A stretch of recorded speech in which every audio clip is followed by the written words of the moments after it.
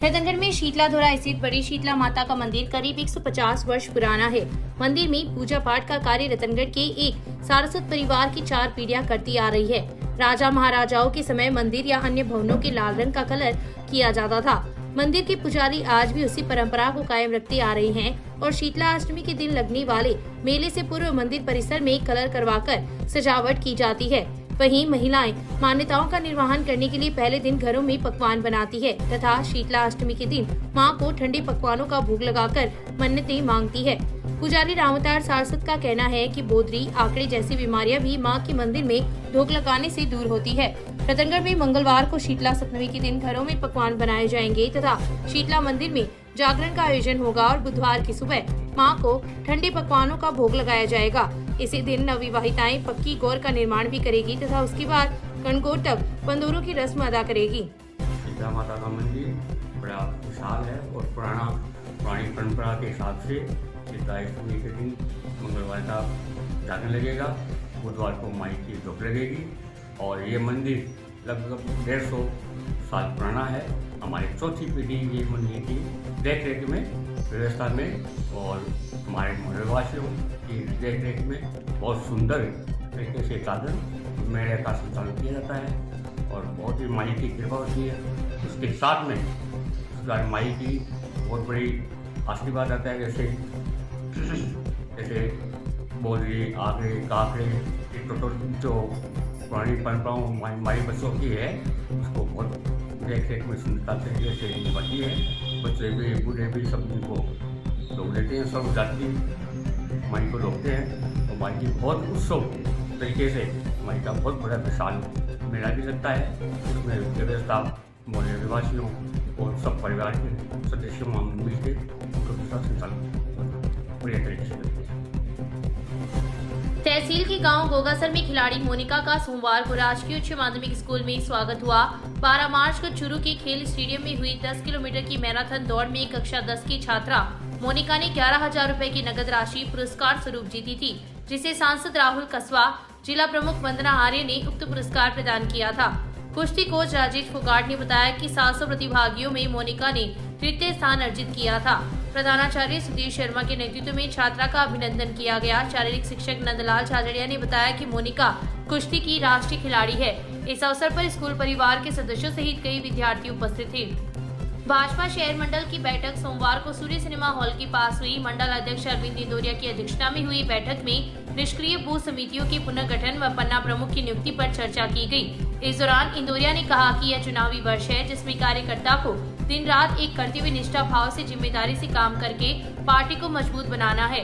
उन्होंने कहा कि मंडल के पदाधिकारी बूथों पर जाकर प्रवास करते हुए पन्ना प्रमुख की नियुक्ति का कार्य संपादित करें। बैठक के पश्चात व्यापारी एवं संघ के वरिष्ठ स्वयंसेवक दालचंद सिंधी के आकस्मिक निधन पर शोक प्रकट करते हुए 2 मिनट का मौन रखकर श्रद्धांजलि दी गई। इस अवसर पर भरत सैनी, मोहनलाल बबीरवाल, मनोज हारित, गौरीशंकर कम्मा, नारायण दायमा, शंकरलाल कम्मा, सुधीर शर्मा, लिखमीचंद जांगीर, राजकुमार सोनी, पवन तिवारी, परमेश्वर प्रजापत, दुर्गादत्त गोयनका, रामअवतार पारिक, पार्षद रामकिशन मांटोलिया, नेमीचंद शर्मा, लीलाधर प्रजापत, कैलाश पवार सहित कई कार्यकर्ता उपस्थित थे।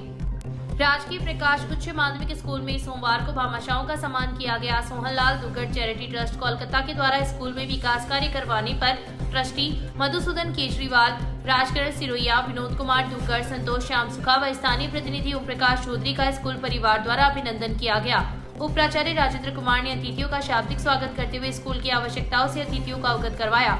इस मौके पर एसएमसी अध्यक्ष ओम प्रकाश गाडगिल, मनीराम पवार, व्याख्याता प्रियंका गर्ग, मधुबाला टेलर, सुबे सिंह जाखड़, चंदा सोनी, गणेश शर्मा, असलम खान, रमजान खान, संपत मीणा, शुभकरण दायमा, सुशीला गाडगिल, पूजा इंदौरिया, हरि भगवान सैनी सहित कई शिक्षक, अभिभावक एवं विद्यार्थी उपस्थित थे। कार्यक्रम का संचालन शिक्षक राकेश गहलोत ने किया। परमाणा ताल स्थित हरिराम बाबा मंदिर में चल रही 5 दिवसीय योग शिविर का समापन सोमवार को हुआ। शिविर के अंतिम दिन शांतिकुंज हरिद्वार के योगाचार्य राम सिंह यादव ने भ्रामरी, खेचरी, मूलबंद, उड़ियान बंद, ज्ञान मुद्रा, वायु मुद्रा, अग्नि मुद्राओं की विधि व लाभ बताए। पूर्णाहुति पर दीप यज्ञ व योग दीक्षा हुई, जिसमें 20 से अधिक लोगों ने योग शिविर आयोजन करने एवं योग करवाने का संकल्प लिया। इस दौरान परमेश्वर प्रजापत, प्रगेश पिपलवा, आशीष पिपलवा, योगेश बबीरवाल, राजकुमार प्रजापत, सीता चुलेट, भगवती स्वामी, गजेंद्र सिंह, लालचंद भोबरिया, सोहनलाल घटोड़, भारती भोबरिया, आयाराम जिले, दुलीचंद ने दीक्षा ली। ओम प्रकाश ने आगंतुकों का आभार प्रकट किया। आज योग शिविर का 5वां और अंतिम दिन था।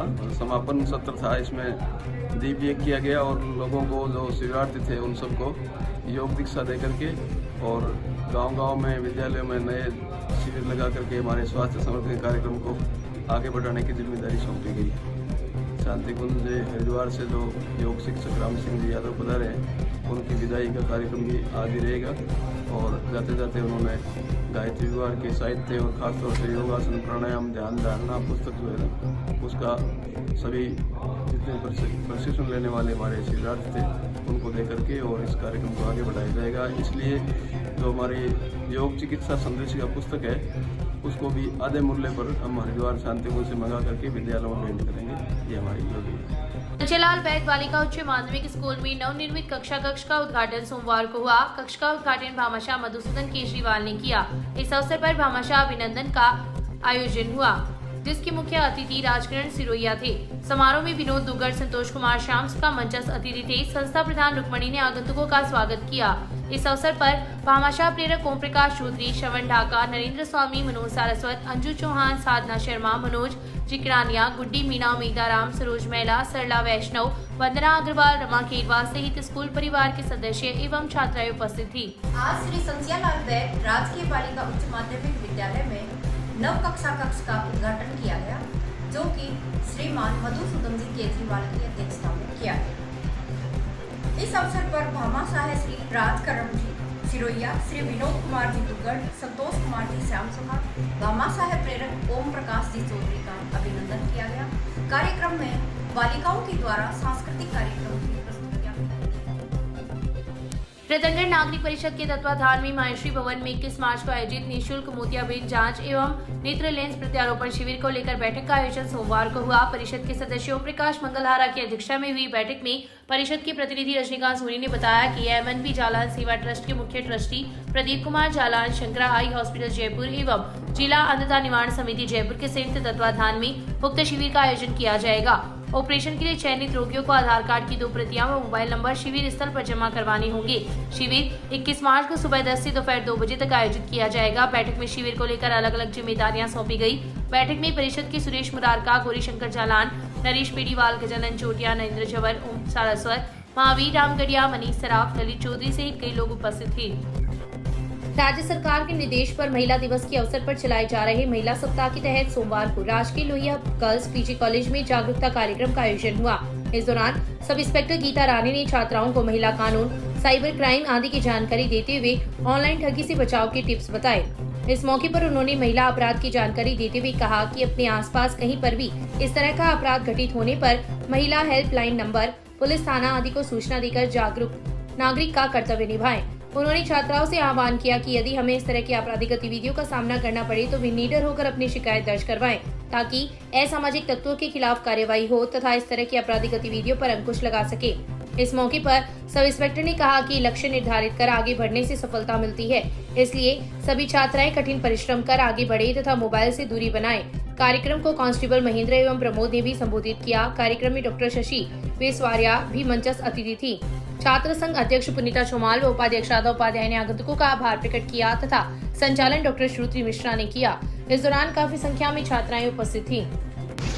राज्य सरकार द्वारा 8 मार्च को महिला दिवस के उपलक्ष्य में 8 मार्च से लेकर और 14 मार्च तक महिला सप्ताह और गतिविधियों का आयोजन किया जा रहा है, जिसके अंतर्गत जागरूकता रैली, सांस्कृतिक कार्यक्रम और खेल कूदों का आयोजन किया जा रहा है। उसी उपलक्ष्य में पहले राज्य स्तर पे, उसके बाद में जिला स्तर पे और आज 13 तारीख को उपखंड स्तर पे महिला विद्यालय में महिलाओं से संबंधित कार्यक्रम का आयोजन किया गया है। तो गर्ल्स ये लोहिया कॉलेज में आज प्रोग्राम रखा गया है और उसी के संदर्भ में हम बच्चियों को जागरूक करने के लिए यहाँ पहुँचे। रतनगढ़ तहसील के गांव बिना देसर में सोमवार को निर्माण कार्य के दौरान एक युवक का पैर फिसल गया तथा वह छत से नीचे गिर गया। परिजन उसे जिला अस्पताल लेकर आए, जहां पर उसका उपचार चल रहा है।